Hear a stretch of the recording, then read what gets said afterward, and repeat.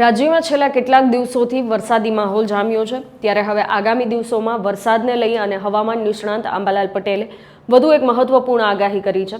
તેમના જણાવ્યા મુજબ આગામી 72 કલાક ગુજરાતના અનેક વિસ્તારો માટે મહત્વના સાબિત થઈ શકે છે।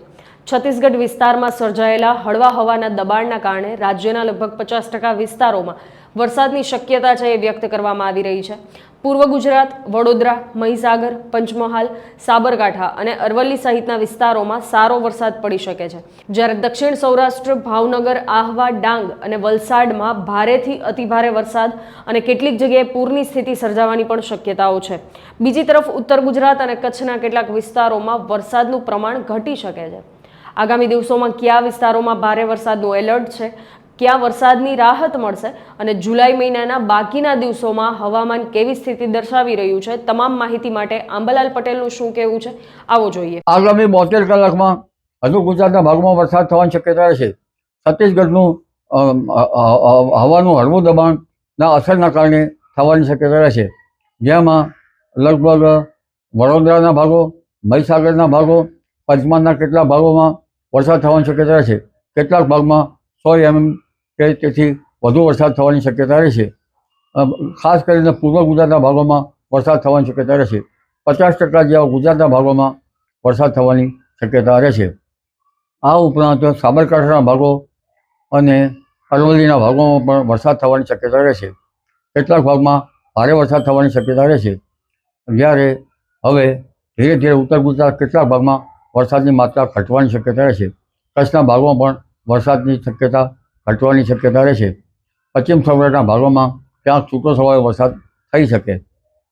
દક્ષિણ સૌરાષ્ટ્રના ભાગોમાં ભારે વરસાદની સ્થિતિ રહેવાની શક્યતા રહેશે।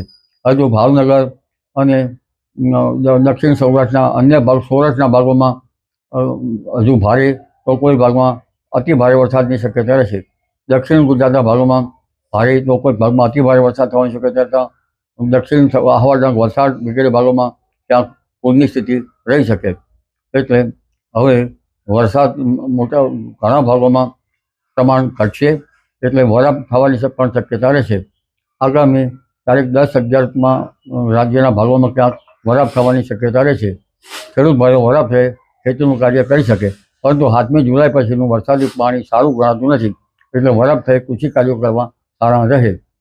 તારીખ 14મી જુલાઈ આસપાસ પણ બંગાળ ઉપસાગરમાં એક સિસ્ટમ બનશે, જેના લીધે તારીખ 16થી 20 જુલાઈમાં વરસાદ થવાની શક્યતા છે અને ઓગસ્ટની શરૂઆતમાં પણ અણધાર્યો વરસાદ થવાની શક્યતા રહેશે।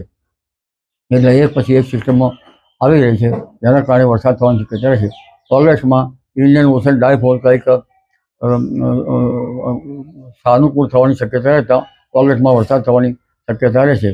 એટલે હવે એક પછી એક સિસ્ટમમાં છે, તો કે તેમાં અલ નીનોની તો કંઈક અસર રહેવાની શક્યતા રહેશે। તો આમ કુલ મળીને આગામી 72 કલાક દરમિયાન રાજ્યના અનેક વિસ્તારોમાં વરસાદી માહોલ યથાવત રહેવાની શક્યતા છે, જ્યારે 14 જુલાઈ આસપાસ નવી વરસાદી સિસ્ટમ સક્રિય થવાની અને 16થી 20 જુલાઈ દરમિયાન ફરી સારા વરસાદની શક્યતાઓ વ્યક્ત કરવામાં આવી રહી છે। અને આટલું જ નહીં, ઓગસ્ટની શરૂઆતમાં પણ અણધાર્યા વરસાદની સંભાવના હોવાનું આંબાલાલ પટેલે જણાવ્યું છે। જોકે હવામાન સંબંધિત આગાહીઓ છે એ સમયાંતરે બદલાતી રહેતી હોય છે, જેથી કરી અને નાગરિકોએ સ્થાનિક તંત્ર અને હવામાન વિભાગની સત્તાવાર સૂચનાઓ પર નજર રાખવી અને જરૂરી સાવચેતી રાખવી એ ખૂબ જ જરૂરી છે।